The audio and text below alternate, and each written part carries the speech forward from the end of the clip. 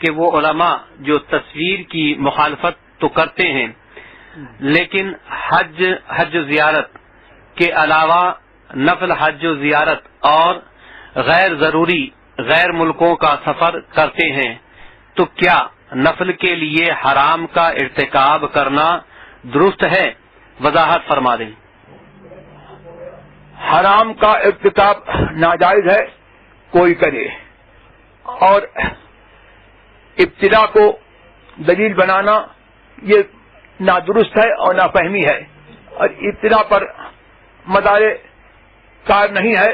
اور ابتدا کی بنا پر جو ہے احکام نہیں بدل جاتے ہیں۔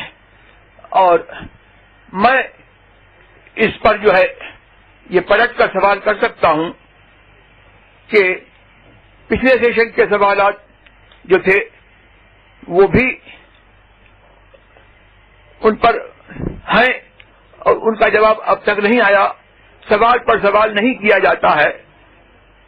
اور دوسری بات یہ ہے کہ آج تک امیر جماعت فوٹو کو حرام اور ناجائز کرتے رہے، اور اس کے باوجود وہ نفلی حج کے لیے بھی جاتے تھے اور عمرے کے لیے بھی جاتے تھے، اور ان کے جو ہے باہر کے سفر بھی ہوتے رہے۔ تو کیا اس بنا پر جو ہے وہ ان کا ناجائز کہنا جو ہے وہ جو ہے اس پر کوئی اثر پڑے گا؟ اور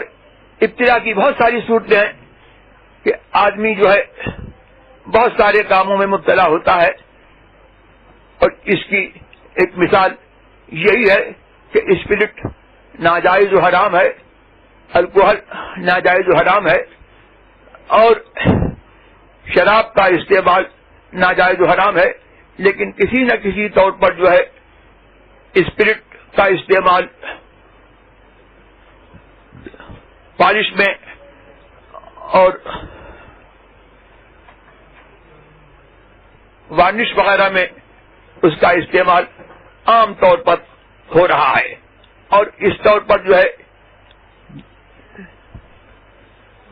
روشنائیوں میں اور جو پین آج کل آ رہے ہیں ان کے اندر بھی کسی نہ کسی طور پر جو ہے اسپرٹ کی آمیزش ہوتی ہے۔ شراب کو سب ناجائز و حرام کہتے ہیں، لیکن اس میں بھی جو ہے ابتدا اور حضور سرور عالم صلی اللہ تبارک و تعالی کے قول کے مطابق کہ آپ نے فرمایا کہ ایک زمانہ وہ آئے گا کہ شراب ہر پیٹ میں پہنچ جائے گی، چاہے وہ معذب ہو یا مغفور لہو ہو، اس پر عذاب ہو یا اس کی مغفرت ہو، تو کسی نہ کسی طور پر جو ہے دواؤں میں اس کا استعمال ہو رہا ہے، اور یہ ابتدا کی صورت ہے۔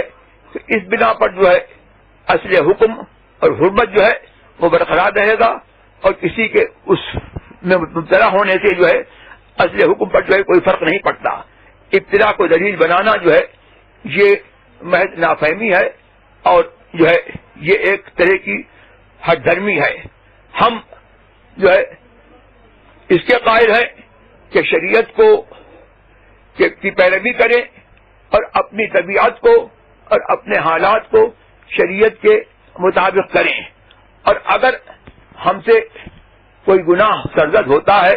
یا ابتدا کی کوئی صورت ہوتی ہے تو ہماری یہ ذمہ داری ہے کہ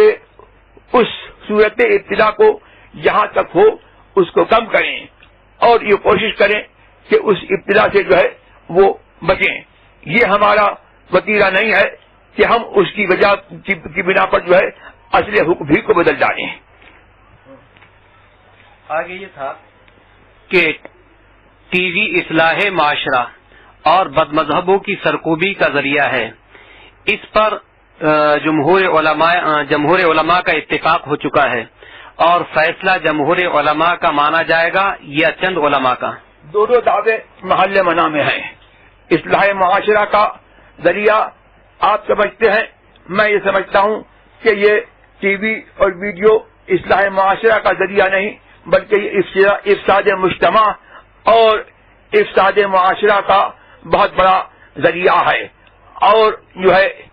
بد مذہبوں کی سرکوبی اور تبلیغ دین جو ہے اس پر موقوف نہیں، نہ یہ ضرورت شرعیہ ہے۔ اور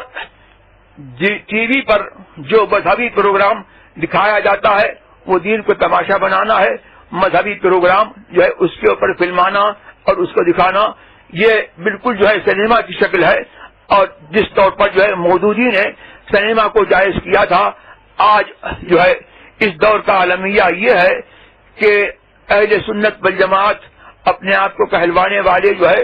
اور وہ اس مودودی کے جو ہے اس نظریے کو جو ہے وہ قبول کر رہے ہیں اور دین کو تماشا بنا رہے ہیں. اعلی حضرت عظیم البرکت فاضل بریلوی رضی اللہ تبارک و تعالی عنہ کا فیصلہ اور ان کا فتویٰ جو ہے وہ اٹل ہے اور اس کا جواب جو ہے آج تک نہ کسی سے ہو سکا نہ کسی سے ہو سکتا ہے. دین کو تماشا بنانا جو ہے یہ جو ہے دین کی تبلیغ کا ذریعہ نہیں ہے. اور ضرورت شرعیہ کا جو دعویٰ کیا جاتا ہے تو ضرورت شرعیہ جو ہے یہاں پر متحقق نہیں ہے اور اس کا دعویٰ جو ہے وہ محل بنا میں ہے. رہا جمہور علماء کا فیصلہ تو یہ بھی دروغے بے فروغ ہے.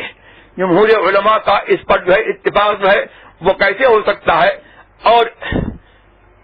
حضرت امام شامی رضی اللہ تبارک و تعالی عنہ نے جو اجماع امام نووی کے حوالے سے نقل کیا ہے کہ انہوں نے فرمایا کہ فعل تصویر یہ حرام ہے, چاہے تصویر جو ہے وہ کسی طور پر بنائی جائے, چھوٹی ہو یا بڑی ہو, یا وہ فرشپا انداز میں ہو کہ اس کی جو ہے توہین ہو کی جاتی ہو, یا جو ہے اس کو جو ہے وہ اوپر دیواروں وغیرہ میں لگانے کے لیے بنایا جائے, اس کا جو ہے اس فعل تصویر کا جو ہے استعمال اور یہ تصویر کشی جو ہے یہ اصلاً جائز نہیں ہے. اس اجماع کا جواب جو ہے پہلے وہ لوگ جو جمہور علماء کا دعویٰ کرتے ہیں پہلے اس اجماع کا جو ہے جواب لے آئیں اور مجھے بتا دیں کہ اجماع متقدم جب تک آج تک حضرت امام شامی رضی اللہ تبارک تعالیٰ عنہ کے دور تک اور اعلی حضرت کے دور تک جو اجماع ان لوگوں نے نقل کیا اور وہ اجماع جو ہے وہ کیسے جو ہے آج کے علماء کیسے اس اجماع کو جو ہے اٹھا سکتے ہیں, اور جب وہ اجماع قائم ہے تو جمہور علماء کا جو ہے اس پر اتفاق ہو کیسے سکتا ہے.